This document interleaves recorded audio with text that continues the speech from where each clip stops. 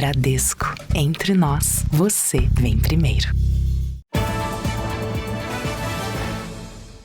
Olá, boa noite. Boa noite. Se muita gente cresceu com a orientação dos pais para sempre levar um dinheirinho na carteira, agora essa cena é cada vez mais rara, principalmente na era dos aplicativos bancários. Mesmo assim, Celso, o dinheiro ainda em espécie é um dos alvos preferidos dos criminosos.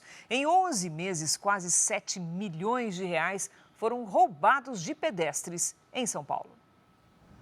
Lucas é uma exceção. Saiu de casa com dinheiro vivo, 2 notas de R$100. Pode faltar a bateria no celular, então eu acho que é necessário você ter uma grana no bolso, caso de emergência, precisar. Mas agora que a vida financeira ficou quase toda no celular, as pessoas, principalmente os mais jovens, evitam levar dinheiro em espécie nas ruas. Preferem os cartões ou as transferências por Pix. Tanto aqui como em Salvador, eu levo pouquíssimo dinheiro para comprar, né? Mas é Pix, cartão de crédito. Numa época em que todo mundo teme o roubo do celular, principalmente por causa dos aplicativos de banco, é difícil imaginar, mas os criminosos ainda procuram vítimas com dinheiro em espécie. Os pedestres são o principal alvo. Nas ruas, carregar dinheiro no bolso, ainda mais se for um valor alto, pode ser arriscado. Um levantamento do Jornal da Record mostra que quase 7 milhões de reais em espécie foram roubados de pessoas que andam nas ruas no estado de São Paulo entre janeiro e novembro de 2023. Uma média de R$ 20.500 por dia. Esse também é um motivo para as carteiras por aí estarem mais vazias. Por causa de assalto também, aí você evita, né? Tá levando mais dinheiro. Não compensa você andar com dinheiro vivo, que é um risco a mais que você tem. Este especialista em segurança explica que muitas vezes criminosos abordam as vítimas na saída dos bancos. Ele percebe que a pessoa está ali dentro do local, sacou algum dinheiro, saiu para a rua para caminhar, acaba sendo um alvo fácil. Ele vai com certeza sabendo que a pessoa tem dinheiro na mão. A dica é fazer saques em caixas eletrônicos localizados em áreas seguras. O ideal é que se esconda esse dinheiro, deixe em um local discreto, não deixe tudo dentro da bolsa ou dentro de uma carteira. Mas, se depender de algumas pessoas, dinheiro em espécie é coisa do passado. Eu tenho R$100 e alguém vai e me rouba. Eu vou perder.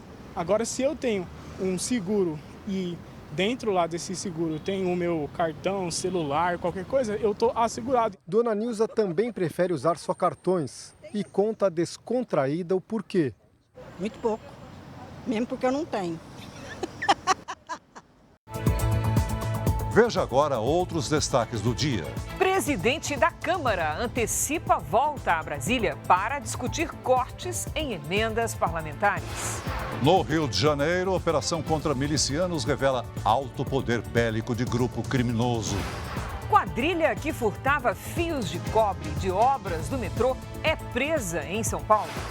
Avião com 74 passageiros cai na fronteira da Rússia com a Ucrânia. Argentinos fazem greve geral em protesto contra reformas econômicas de Javier Milei.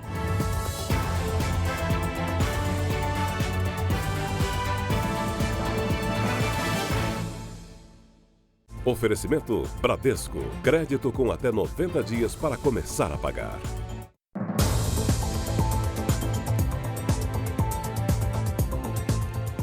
Dois chefes de milícia foram presos na zona oeste do Rio de Janeiro. Outros 2 suspeitos apontados como seguranças foram mortos num tiroteio com a polícia.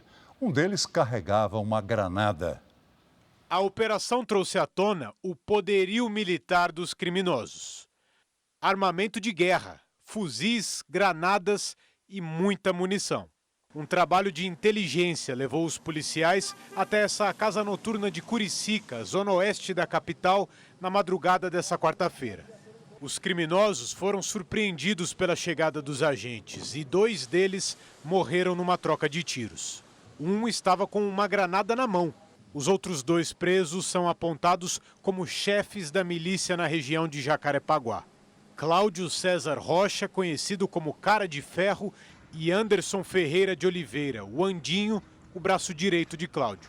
Em 2013, Andinho fugiu da cadeia junto com outros 26 detentos. O perfil deles era justamente de aterrorizar essa população local pelo emprego das armas de fogo, né, de torturas, de extorsões e Conseguimos desbaratar essa quadrilha, né, com a prisão dos 2 líderes. Os criminosos já estavam sendo monitorados pela polícia. As investigações mostram que a milícia se uniu ao tráfico de drogas para se fortalecer e conquistar outros territórios no Rio. A região vive uma intensa disputa pelo poder há pelo menos 2 anos. A guerra na região ficou ainda mais intensa em dezembro, depois da prisão de Luiz Antônio da Silva Braga, o Zinho, considerado o principal chefe da milícia no Rio. A polícia acredita que o grupo dele ficou enfraquecido e que grupos rivais, como o dos presos de hoje, se aproveitaram da situação para entrar na disputa por territórios. Há uma guerra sendo travada entre as milícias e a prisão de hoje representa um arrefecimento a essa guerra. Isso porque há um projeto de poder dessa facção atuante na milícia da Curicica e a regimentar outros territórios. Um inglês que vive no Brasil há 15 anos foi libertado pela polícia após passar quase 40 dias internado contra a própria vontade. O estrangeiro acredita que a esposa armou um plano para colocá-lo numa clínica de reabilitação por causa de uma discussão por dinheiro. O inglês, de 59 anos, era mantido em cativeiro numa clínica de reabilitação em Caldas Novas, a 170 quilômetros de Goiânia. Para os policiais, contou que em dezembro foi abordado por 4 homens no rancho dele. Fui agarrado pelo braço e forçado a me internar em uma clínica para tratar um suposto problema com o álcool, conta o estrangeiro, que prefere não mostrar o rosto.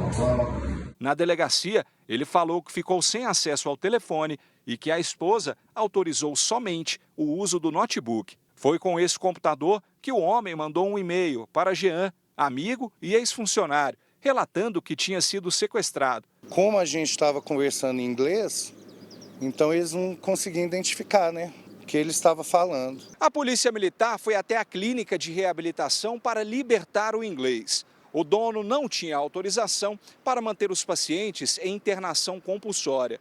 Por isso, foi preso em flagrante e depois solto na audiência de custódia. Entramos em contato com a clínica, mas o telefone estava desligado. O inglês acredita que tenha sido sequestrado a mando da mulher após uma discussão por dinheiro. Ela já foi localizada e deve ser ouvida nos próximos dias. Ela vai ser ouvida em sede policial e para verificar se teve dolo, se a internação realmente ocorreu de forma compulsória, contra a vontade dele, de forma ilícita, ou se foi uma situação forjada que foi construída pela suposta vítima ao longo da internação. Um policial militar ficou ferido ao ser atropelado por um carro de luxo em São Paulo. O motorista acelerou para fugir de uma abordagem policial. Nosso colega Leandro Stoliar tem as informações. Olá, Leandro, boa noite. Oi, Cris, boa noite. Boa noite, Celso. O motorista tentou furar o bloqueio policial aqui na região central da cidade com um carro de luxo blindado. Uma testemunha gravou com o celular o momento em que o motorista sobe a calçada com o veículo para tentar escapar e atropela o PM, que ainda conseguiu atirar na direção do carro. Houve perseguição, o motorista só parou algumas quadras depois e se negou a sair do veículo, mas acabou preso. O homem foi levado para uma delegacia da região para prestar depoimento. Ainda não se sabe o que motivou a atitude dele. O policial atropelado sofreu apenas ferimentos leves. Celso e Cris. Obrigada, Leandro. Uma penitenciária recém-inaugurada foi interditada no Rio Grande do Sul. Segundo a Justiça, os presos são submetidos a calor extremo. A temperatura dentro das celas da penitenciária estadual de Charqueadas 2, a 60 quilômetros de Porto Alegre, ultrapassa os 30 graus. O pedido de interdição parcial determina que medidas sejam tomadas para melhorar a ventilação. Há uma janela num dos cantos da cela, num dos lados da cela, né? uma janela tipo basculante, e é a única entrada de ar nessa cela. O documento afirma que os detentos não dormem à noite e não têm acesso a opções de trabalho ou estudo e que estão sofrendo com problemas de pele causados por mosquitos. A situação é descrita como tortura e total desrespeito à dignidade e saúde dos apenados. A Justiça deu 3 dias para o cumprimento da decisão. Essa é a segunda vez que denúncias sobre as condições da penitenciária vêm a público. A primeira foi em dezembro do ano passado, quando o Núcleo de Execução Penal apontou calor excessivo e falta de água nas celas. Essa questão nos preocupa muito, porque esse prazo, de fato, é um prazo muito pequeno para a solução desse problema. Né? Tu instalar ventiladores ou tu achar uma outra alternativa para ventilação num edifício que foi construído sem essa previsão. A penitenciária estadual de Charqueadas 2, na região metropolitana, está proibida de receber novos detentos. A capacidade total é de 1.650, mas hoje nem 40% da lotação está ocupada. Em nota, a Secretaria de Sistemas Penal e Socioeducativo disse que recebeu a decisão judicial e informou que vai recorrer da decisão porque a medição de temperatura não seguiu normas técnicas. Os reajustes salariais dos trabalhadores superaram a inflação pela primeira vez desde 2018. Em média, o reajuste foi de 5,5%, bem acima do Índice Nacional de Preço ao Consumidor, o INPC, de 2023. Este prédio de 7 andares em São Paulo já chegou ao 5º piso. Com a entrega prevista para outubro, o que não falta é serviço por aqui. Segundo um dos donos da construtora, o mercado está aquecido. Primeiro que a gente entrou num ciclo de queda da taxa básica de juros, o que faz com que o crédito imobiliário fique mais barato, mas ao mesmo tempo se diminui um pouco o lucro e aumenta o salário aí de um profissional, eu tenho certeza que ele vai trabalhar de uma forma muito mais extraordinária, muito mais feliz no negócio que ele está fazendo. O que acontece por aqui é um reflexo de todo o país. O levantamento da FIPE, que tem como base o Índice Nacional de Preços ao Consumidor, mostra que a construção civil foi o setor que teve o maior ganho real nas negociações em 2023, 1,5 ponto percentual acima da inflação medida pelo INPC. Que é o índice do IBGE, que é igual ao IPCA, que é o que se divulga, que é o que o Banco Central usa, mas é um índice que mede a inflação das famílias que têm até 5 salários mínimos de renda. Então, é uma inflação historicamente baixa que deu espaço para ganhos reais nas negociações coletivas. A construção civil é um dos setores da economia em que os trabalhadores conseguiram reajustes superiores à inflação, bem diferente do ano anterior, em que esse percentual foi pouco acima de 27%. Logo depois, vêm os setores de feiras e eventos, indústria metalúrgica, artefatos e borracha, transporte e armazenagem empatados com a agropecuária. Com 8 prédios em construção, o Jonathan só vê melhora para o setor nos próximos anos. Nesse momento, nós estamos percebendo esse cenário mesmo da construção civil super movimentada, muitas pessoas já voltando a sonhar com a compra da casa própria. O BNDES e a Marinha assinaram um acordo para a realização de uma pesquisa sobre o potencial econômico do litoral do país. Durante evento do Rio de Janeiro, o presidente do Banco de Desenvolvimento prometeu liberar 2 bilhões de reais em créditos e reduzir juros para estimular o setor naval brasileiro. A assinatura do contrato aconteceu num dos navios de pesquisa da Marinha, que serão usados no projeto. Orçado em 19 milhões de reais, o acordo prevê estudos na faixa litorânea que vai do Espírito Santo ao Rio Grande do Sul. Será o primeiro levantamento da história sobre as potencialidades da costa brasileira, como a indústria de pesca em alto mar. Durante o evento, o presidente do BNDES, Aloísio Mercadante, também prometeu aumentar a linha de crédito para o setor naval. Em 2022, o BNDES liberou 600 milhões de reais para a construção naval. Em 2023, nós fizemos 1 bilhão de reais. Tivemos um crescimento importante. Eu garanto para vocês que não será menos de 2 bilhões esse ano. Agora, o que nós precisamos é de bons projetos. Os recursos serão financiados em até 34 anos. O governo prevê ainda mais créditos para o turismo naval e projetos de dragagem, reforma e ampliação de portos. No evento também foi anunciada a redução de juros para financiamento de projetos de construção e modernização de navios. A meta é incentivar o uso de energias renováveis, com embarcações movidas a biodiesel e hidrogênio. Até 2034, 40% da frota marítima mundial deverão deixar de usar combustíveis fósseis. A meta é estabelecida pela ONU para evitar os efeitos das mudanças climáticas. O presidente da Argentina, Javier Milei, enfrentou hoje a primeira greve geral desde que assumiu o governo em dezembro. Sob forte esquema de segurança, milhares de argentinos foram às ruas em protesto contra reformas econômicas e trabalhistas do presidente Javier Milei. Os manifestantes são contra a redução de benefícios a trabalhadores e o fim de subsídios de itens básicos como transporte e energia elétrica. Com a paralisação, bancos, hospitais e outros serviços funcionaram de forma limitada. A companhia aérea Aerolíneas Argentinas informou que quase 300 voos foram cancelados, o que afetou 20 mil passageiros. Um porta-voz do governo disse que a greve é antidemocrática, sem sentido e um desperdício de dinheiro para muitos argentinos. As manifestações ocorreram de forma pacífica até o momento. Aqui no Brasil, alguns voos que iam para Buenos Aires foram alterados e outros cancelados. Nós vamos falar com a repórter Caterina Schutt, que está no aeroporto de Guarulhos. Boa noite, Caterina. Oi, Celso. Boa noite para você, para a Cris e também para todos que nos acompanham.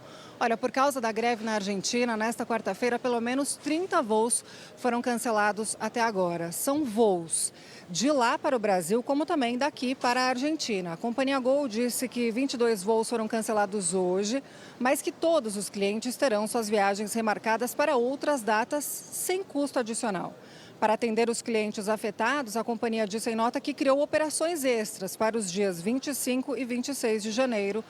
Com cancelamentos e alterações, o Grupo Latam, em nota, diz que está oferecendo alternativa para os passageiros alterarem as datas de suas viagens. Celso, Cris. Obrigado, Caterina. Em Belo Horizonte, o dia foi de calcular os prejuízos provocados pela tempestade que atingiu a capital. Em poucas horas, choveu 26% do esperado para todo o mês de janeiro. Do carro do Eberson restou apenas a placa. A gente fica com um sentimento de tristeza, né, e revolta, né? A tempestade alagou ruas, avenidas e rodovias da capital mineira. O Alisson mobilizou amigos e conseguiu salvar uma família que estava sendo arrastada. Eu entrei, pulei em cima do carro, peguei o menor pela janela e os meninos arrumaram a mangueira ali, corda, foi improvisando até dar certo. Ontem choveu 26% do esperado para todo o mês de janeiro. Neste bairro da Zona Norte, os bueiros ficaram lotados de lixo. A inundação interditou a avenida, encobriu carros e invadiu a loja de móveis do Valdeci, que acompanhava tudo pelas câmeras de segurança. Na parte de tapetes, que a gente faz uma decoração, esses aí foram todos molhados, quer dizer, vai ter um prejuízo para lavar vários tapetes aí, pagar para lavar. E não é a primeira vez, já é a terceira vez que já acontece isso em 3 anos. Funcionários, pacientes e acompanhantes que estavam nesta unidade de saúde fugiram às pressas quando viram que a avenida tinha virado um rio. Ao todo, o Corpo de Bombeiros recebeu 162 chamadas relacionadas à chuva. 39 pessoas precisaram ser resgatadas porque estavam ilhadas, 15 delas dentro da própria residência. A Defesa Civil de Minas Gerais emitiu alerta de chuva intensa até domingo, em boa parte do estado. A Prefeitura de Belo Horizonte estuda remover moradores de uma comunidade próxima a um córrego que inundou durante a tempestade. Se estivesse dormindo, eu tinha morrido afogada. E eu moro do outro lado aqui. A gente não mora na vila porque a gente quer. É porque nós não temos condições de morar em um lugar melhor. É muito importante que todos nós entendamos que estamos vivendo fenômenos extremos em decorrências de mudanças climáticas. E esses fenômenos, eles ocorrem de maneira abrupta, como nós tivemos ontem em Belo Horizonte, estão ocorrendo em vários locais, em várias cidades. Hora da previsão do tempo. Vamos falar com a Lidiane Sayuri. Lid, parece que todas as regiões do Brasil estão com chuva acima do normal, é isso mesmo? Sim, Cris, grande parte do Brasil, viu? Boa noite para você. Celso, muito boa noite a todos. Na primeira quinzena de janeiro, a chuva se concentrou no sul do Brasil. E agora é a vez da metade norte registrar chuvarada. Todas as áreas em azul aqui do mapa estão com volumes acima do normal para esta época do ano. Vemos muitas nuvens carregadas sobre o norte e o nordeste, efeito de um corredor de umidade e de uma frente fria que seguem firmes até domingo. Entre Santa Catarina e o Espírito Santo, os ventos do mar formam muitas nuvens de chuva. Com os temporais dos últimos dias e a previsão de mais água até o fim da semana, é alto risco de deslizamentos entre o Paraná e o Rio de Janeiro e de Minas até o Maranhão. Do oeste da Bahia até Rondônia, risco de alagamentos. Alerta máximo nas áreas de encostas do litoral norte de Santa Catarina, de Curitiba, do leste do Paraná, da Baixada Santista e de Ubatuba, em São Paulo. A chuva aumenta e o solo encharcado pode ceder. No Rio Grande do Sul, em Mato Grosso do Sul e em Roraima, tempo firme. Em Florianópolis, máxima de 25 graus. Em Vitória e em Palmas, faz até 27. Em Campo Grande e em Manaus, 31. Em João Pessoa e em Porto Velho, até 30. Amanhã, São Paulo terá chuva e a temperatura não passa dos 23. Tempo delivery para o Limiro de Ceilândia, que fica no Distrito Federal. Vamos lá. Oi, Limiro, boa noite. Até o fim de semana, sol com pancadas de chuva a qualquer hora. Máximas entre 26 e 27 graus. Mande também seu pedido pelas redes sociais. Basta usar a hashtag #VocêNoJR. Cris, Celso. Obrigada, Lid. Até amanhã, Lid. Veja a seguir. Avião militar cai na fronteira da Rússia com a Ucrânia e 74 pessoas morrem.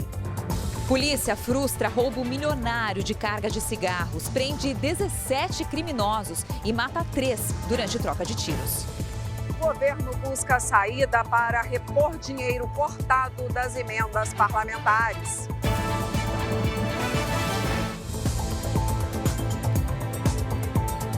O presidente da Câmara, Arthur Lira, antecipou a volta a Brasília para discutir com líderes partidários o corte de mais de 5 bilhões de reais nas emendas parlamentares. Nós vamos a Brasília falar com Luiz Fara Monteiro. Boa noite, Fara. Oi, Celso. Boa noite a você, a Cris e a todos que nos acompanham. O governo, com receio de ser derrotado em votações importantes, busca uma saída para repor aqueles valores que ficaram de fora do orçamento.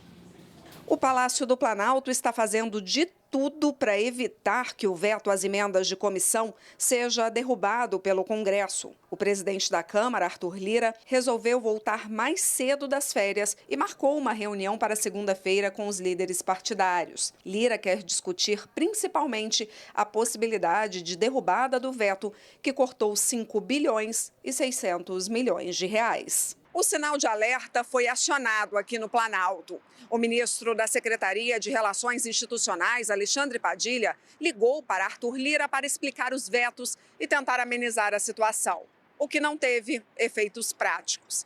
Lira disse a Padilha que o Congresso está disposto a derrubar o veto, mesmo isso representando mais uma derrota política ao presidente. Ao JR Entrevista de hoje, o ministro da Casa Civil, Rui Costa, afirmou que não houve cortes nas emendas, mas sim uma quebra de acordo. O acordo girava em torno de 11 bilhões de reais e nós mantivemos e honramos esse acordo. Na oportunidade da publicação do relatório, o relatório saiu com 17 bilhões, ou seja, 5,6 bilhões a mais. Para tentar reduzir o desgaste, a articulação política do governo avalia mandar ao Congresso um projeto de lei que repõe a parte dos 5 bilhões e 600 milhões de reais vetados no orçamento. O projeto permitiria a negociação de recursos perdidos pelas emendas de comissão. Ontem à noite, alguns líderes do Centrão estiveram com o ministro da Fazenda, Fernando Haddad. Hoje cedo, o presidente Lula se reuniu com representantes de 2 fabricantes de carro. GM e BYD pretendem investir juntas 10 bilhões de reais no Brasil e criar 10 mil postos de trabalho. A empresa chinesa, que vai criar a primeira fábrica fora da Ásia no Brasil, também cedeu um carro elétrico para que seja usado pela Presidência da República. O Tribunal Superior Eleitoral realizou hoje mais uma audiência pública para debater as regras das eleições municipais em outubro. O TSE vai formar um grupo de trabalho focado no combate às eventuais ilegalidades praticadas com o uso da inteligência artificial. Além do temor com a possível enxurrada de informações mentirosas circulando pelas plataformas digitais nas eleições de outubro, o Tribunal Superior Eleitoral se preocupa com o uso da inteligência artificial na produção de conteúdos falsos. Para tentar dificultar esse tipo de ação, a vice-presidente do tribunal, Carmen Lúcia, defende a adoção de um aviso explícito para identificar conteúdo que tenha sido produzido ou manipulado por inteligência artificial, além da punição para partidos ou candidatos que usem a tecnologia de forma fraudulenta. Um grupo de trabalho para tratar do tema deverá ser criado. Outro ponto que ganha força entre os integrantes do tribunal é que os algoritmos das principais redes sociais passem por uma auditoria. Os algoritmos são regras criadas por computador que determinam quais conteúdos são oferecidos a cada tipo de público. O TSE deve questionar os representantes das Big Techs sobre o tema. Desde ontem, o Tribunal Superior Eleitoral promove uma série de 3 audiências públicas para ouvir sugestões da sociedade sobre as eleições municipais deste ano. Amanhã, o principal ponto a ser debatido será a inteligência artificial.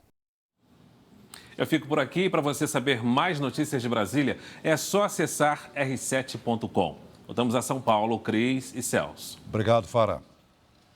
Israel realizou mais uma série de ataques contra terroristas do Hamas na faixa de Gaza. As negociações por um cessar-fogo estão cada vez mais difíceis. Israel divulgou imagens das operações contra instalações do Hamas em Khan Yunis. A cidade no sul de Gaza, atual epicentro do combate, está cercada pelo exército israelense. A ação por terra deve seguir na região, que é considerada um dos principais redutos de terroristas.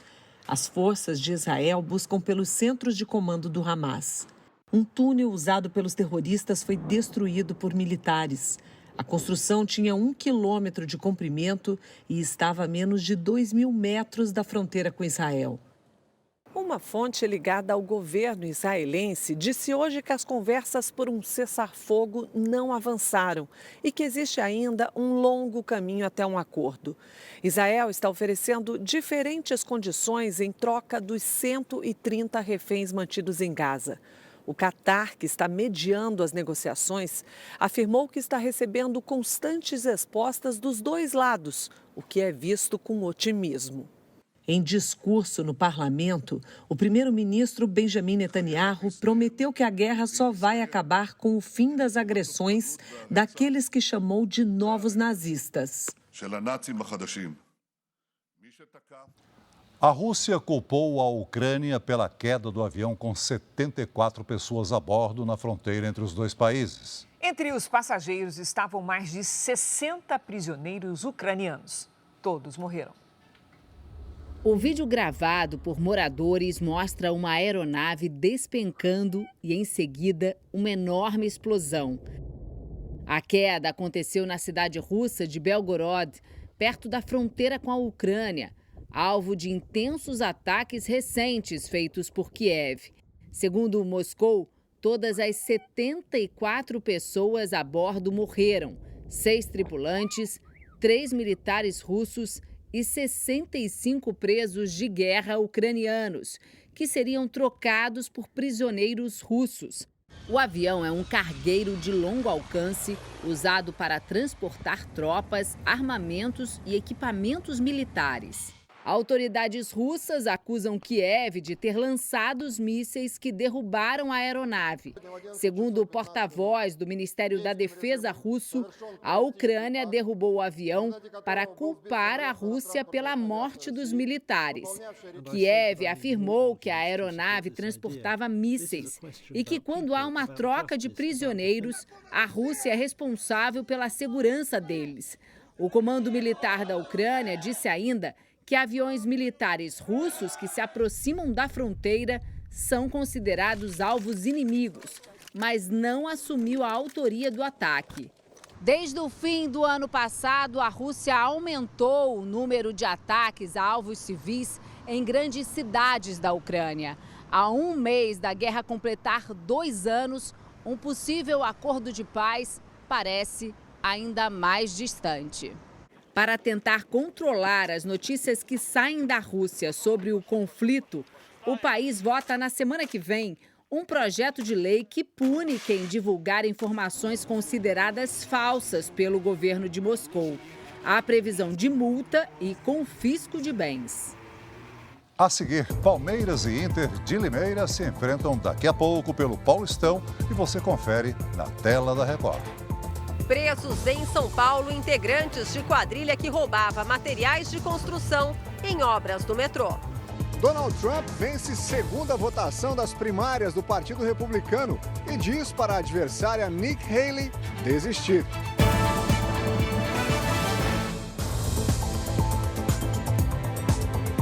Dois homens foram presos hoje suspeitos de roubar cobre num canteiro de obras do metrô de São Paulo. Entre os itens levados estão cerca de 4 mil metros de cabos de cobre avaliados em quase 150 mil reais.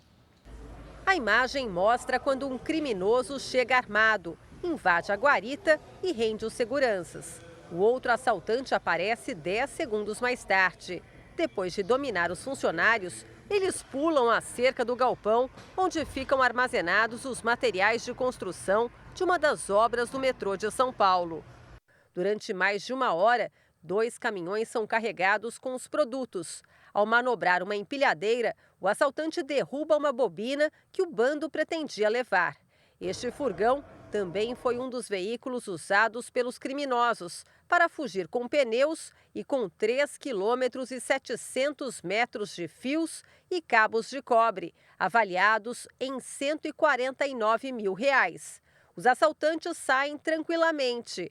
Eles usam coletes dos funcionários da obra do metrô. Pouco mais de um mês depois do crime, 2 suspeitos foram presos em São Paulo. Outros 2 ainda estão foragidos. Ao longo da investigação, alguns fatos chamaram a atenção da polícia. A rua ficou sem energia horas antes do crime e a carga de fios de cobre havia acabado de ser entregue na obra. Você vê uma movimentação organizada, sincronizada, eles aparentemente tinham informações privilegiadas, toda hora ao telefone conversando. No dia seguinte ao roubo, a polícia conseguiu recuperar alguns itens e prender um suspeito. Segundo a investigação, os criminosos também agem em roubos de casas e veículos. A gente já conseguiu identificar pelo menos mais uma vítima que veio aqui hoje, reconheceu um dos investigados como autor do roubo que ocorreu na casa dela. No ano passado, a polícia encontrou dentro de um desmanche em Barretos, no interior de São Paulo,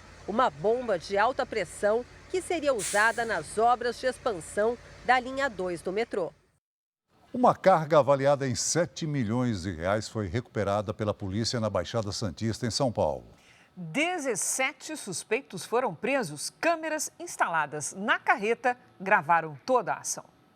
As imagens mostram o momento em que a quadrilha armada cerca a carreta carregada de cigarros. O motorista é feito refém. Pelo menos 3 veículos dão apoio à ação criminosa. Nessa outra cena, é possível ver quando os assaltantes começam a transferir a carga para outra carreta. Tudo aconteceu nessa estrada de serviço de uma das principais rodovias do país, a Anchieta. Foi nessa via, pouco utilizada e fechada para veículos comuns, que a quadrilha de mais de 20 criminosos foi flagrada pela polícia. O grupo, armado com fuzis, passava a carga roubada para uma outra carreta. Mais de 1.200 caixas de cigarros. Quando a polícia chegou, houve troca de tiros. 3 assaltantes foram presos e o restante fugiu para o meio da mata fechada. Equipes do COI, Comando e Operações Especiais da PM, foram acionadas e encontraram parte da quadrilha na floresta. Em mais uma troca de tiros, 3 suspeitos foram mortos. Essa é uma área preservada, fica dentro do Parque Estadual da Serra do Mar. Com chuva, frio e neblina, os policiais rodoviários sabiam que era uma questão de tempo para os outros criminosos saírem da mata. Foi feito um cerco em torno dessa região por mais de 10 horas. Os policiais evitaram até usar radiocomunicador para não serem interceptados pelos assaltantes. Deu certo. Outros 14 14 suspeitos foram presos quando deixaram a mata. A polícia ainda procura por mais 5 criminosos. Eles foram responsáveis pelo sequestro do motorista, que foi liberado sem ferimentos na cidade de Pedro de Toledo, a cerca de 110 quilômetros de Cubatão, onde aconteceu a abordagem. Quando eles fazem a abordagem do veículo para iniciar o assalto, eles já retiram o motorista dessa situação, colocam ele numa situação de refém e saem do local para que ele não tenha nenhum tipo de acionamento. A carga de cigarros é avaliada em mais de 7 milhões de reais. A mesma quadrilha já tinha efetuado roubos milionários de cigarros em 2020 e 2022 e por isso era monitorada pela polícia. É uma quadrilha bem estruturada, bem organizada e que com certeza essa não foi a única ação desses criminosos. Pelo porte dessa quadrilha, dada a quantidade de pessoas, inclusive a quantidade de veículos que eles utilizaram, mostra que esses criminosos já vêm agindo há mais tempo. Paulistão 2024, daqui a pouco às 9h30 da noite, a Record transmite Palmeiras e Inter de Limeira com exclusividade para a TV aberta. Vamos saber de tudo com o repórter João Brandão, que está no estádio do Palmeiras e vai trazer as novidades dos dois times para a partida. O Jean vai contar para a gente como é que a torcida do Palmeiras está reagindo, se está ansiosa para reencontrar o time bicampeão estadual. Não é isso mesmo, Jean? Boa noite, Cris, Celso, boa noite a todos. Sim, os torcedores do Palmeiras já começaram a chegar em bom número por aqui, nesta que será a primeira partida do Palmeiras no Allianz Parque no ano. Só que hoje não teremos casa completamente cheia por um motivo. Ali no setor norte foi colocado um palco para a realização de um festival de música no fim de semana. Mas nada que os torcedores do Palmeiras já não estejam acostumados, né? Daqui a pouquinho os jogadores virão aqui para o gramado para fazer o aquecimento. O Palmeiras vem de um empate na estreia contra o Novo Horizontino e a Inter de Limeira perdeu na estreia para a Portuguesa. Por isso, tanto o Palmeiras quanto o Inter de Limeira vão em busca da primeira vitória no ano. E esse jogão de futebol você acompanha ao vivo aqui na tela da Record daqui a pouquinho, a partir das 9h30 da noite. Cris, Celso. Valeu, Jean. E 2 jogos acontecem nesse momento. Corinthians e Ituano estão empatando sem gols em Itu. Na capital, o Red Bull Bragantino vai vencendo a Portuguesa. No estádio do Canindé, Luan Cândido fez o lançamento preciso e Natan Mendes marcou o primeiro do Bragantino de cabeça. Após boa troca de passes, Eduardo Sacha fez o segundo. O jogo está no intervalo e o Bragantino está ganhando da Portuguesa por 2-0. E daqui a pouco, às 9h30, a bola rola para Palmeiras e Inter de Limeira, aqui na tela da Record.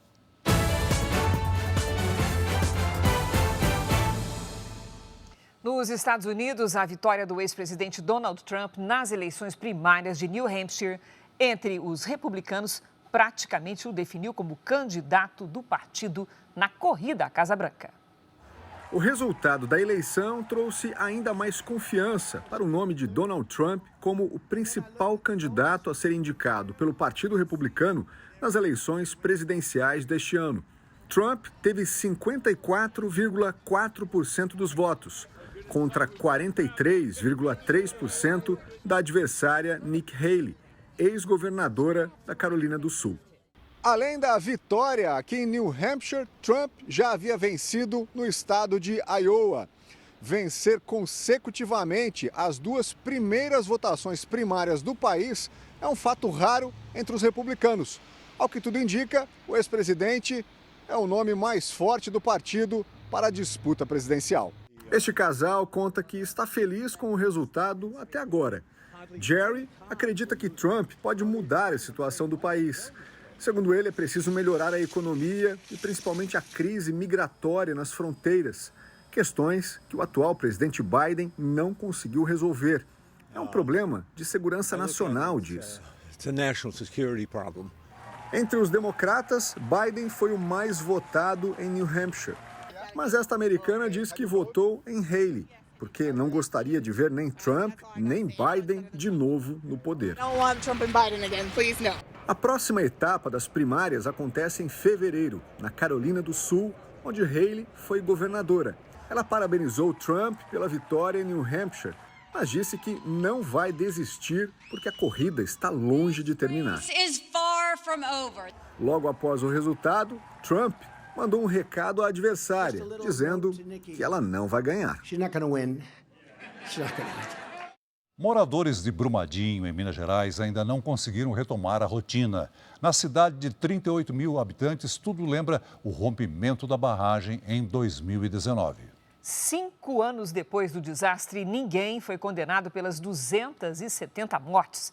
3 famílias ainda vivem o drama de não terem conseguido enterrar os corpos dos parentes. O olhar atento foi treinado para um trabalho minucioso que já dura mais de 1.825 dias. Identificar em meio a milhões de metros cúbicos de rejeitos, vestígios das 3 vítimas que ainda estão desaparecidas em Brumadinho. Essas esteiras gigantes foram construídas especialmente para as buscas. Então, ao encontrar o militar, bloqueia, esse equipamento, ele consegue descer por essa rampa, chegar até aqui e inspecionar esse material que poderia ser de interesse. Estamos na base Bravo, onde trabalham as equipes dos bombeiros responsáveis pela maior operação de buscas do país. É um trabalho único no mundo. Então, ela foi desenhada, e construída especificamente para trabalhar, para ser operada aqui em Brumadinho. Desde o início da operação, 267 vítimas foram identificadas, mas as famílias do Tiago, da Maria de Lourdes e da Natália seguem à espera de ter a chance de ter um enterro, uma despedida. Mesmo com o trabalho intenso, com o passar do tempo, o número de amostras coletadas fica menor. Ano passado, foram encontrados 18 segmentos humanos. E esse ano, até o momento, ainda não foi encontrado nenhum. Tânia é prima da Natália, que ainda não foi localizada. Ela era estagiária na mineradora e tinha 25 anos na época do rompimento da barragem. Eu ainda tenho uma esperança de fazer um enterro digno dela, sabe? Seguir em frente. Esse tem sido o desafio de quem vive na região afetada pelo rompimento da barragem. A comunidade de Córrego do Feijão, na área rural, por exemplo, ainda não se recuperou do trauma. 5 anos depois, muitos moradores deixaram o distrito e as ruas estão assim, praticamente vazias. Dona Eva perdeu 7 familiares no rompimento. Eu sou muito apegada aqui ainda. É raízes, né? Aqui é uma raiz, que meus pais daqui, todo mundo daqui, No centro de Brumadinho, o cenário é outro. A população cresceu e os problemas também. Aumentou muito o número de pessoas. Fica mais difícil a gente andar de carro ou de moto. Está muito lotado de gente. Na Justiça, o processo criminal que vai apontar os responsáveis pelo rompimento da barragem, que além das mortes despejou 12 milhões de metros cúbicos de rejeitos no meio ambiente, ainda está longe do fim. Depois de muita polêmica, a ação foi federalizada. E no início do ano passado, a Justiça aceitou a denúncia do Ministério Público Federal contra a Vale, a Tuvsud e 16 pessoas físicas. O Ministério Público entende que aquele crime foi um crime de homicídio, que as pessoas que participaram dos fatos que geraram o rompimento da barragem têm responsabilidade criminal. Ainda não se sabe o número de réus que serão notificados. O Ministério Público vai trabalhar firme para que as pessoas que cometeram esse crime sejam responsabilizadas. Esse também é o desejo das famílias atingidas pela tragédia, punição dos culpados. Minha esperança é dele ser preso, eles pagar o que eles fizeram, porque eles sabiam o que estava acontecendo. Eles sabiam o que ia acontecer e deixou acontecer. A Vale disse que cumpriu quase 70% do acordo judicial, mas não comentou o processo criminal. A empresa Tuvsud não respondeu aos nossos questionamentos. Os casos de chikungunya cresceram no Brasil nos últimos meses. De acordo com o Ministério da Saúde, mais de 3 mil pacientes podem estar infectados em todo o país. Um mês depois de ser infectada, a dona Sara, de 61 anos, ainda hoje convive com os sintomas da chikungunya. É uma dor constante, você toma um remédio e você fica boa hoje, mas amanhã você volta a dor. Hoje eu pego um copo que essa mão ela cai, porque fica, meu filho, fica sequela. Ela mora no município de Icém, no interior de São Paulo. A cidade tem 8 mil habitantes. Só neste ano, 360 casos já foram confirmados por lá. Outros 445 estão em análise. Há quase 10 anos, o Brasil confirmou os primeiros casos de chikungunya nos estados do Amapá e da Bahia. Logo, a doença se espalhou por todo o país. Agora, ela volta a preocupar. Segundo o Ministério da Saúde, até o dia 16 de janeiro, foram registrados 3.346 casos suspeitos da doença no país. Entre os sintomas mais frequentes da doença estão febre, dor nas articulações, no corpo, manchas vermelhas na pele e dor de cabeça. O chikungunya ele tem essa característica de dar dor articular muito intensa. 30 a 40% das pessoas que se infectam acabam desenvolvendo esse quadro que é mais duradouro, pode durar 1 ano. Assim como a dengue, a chikungunya é transmitida pelo Aedes aegypti. Pesquisadores ainda estão estudando uma vacina contra a doença. Por isso, a principal forma de prevenção é combater a proliferação do mosquito. Principalmente nessa época de chuva, não deixar água parada nos recipientes é um cuidado eficaz. Coloque areia nos vasos de plantas, observe pneus, caixa d'água e até o lixo.